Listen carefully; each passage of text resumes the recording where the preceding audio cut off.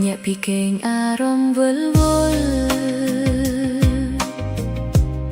ភ្ញាក់ពីគេងវិលខ្ញាល់ខួរក្បាលម្សិលមិញមានអ្វីកើតឡើងឬព្រោះខ្ញុំផឹកសូរ៉ាឈឺចាប់បេះដូងមិនដឹងខ្លួនមានអារម្មណ៍ដូចចាំតិចមានអារម្មណ៍ដូចត្រូវគេខ្វាត់តើមុខគេមុខយ៉ាងម៉េច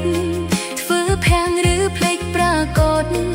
ឲ្យហាមុតបរិយាយបែបណាបេះដូងនេះស្រវឹងហើយមិនដឹងផឹកស្រាមកអី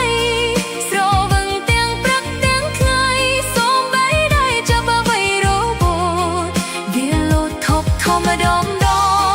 ចាំស្ពឹកដោយគេចាប់ចងឬឈួតព្រោះគេសុំ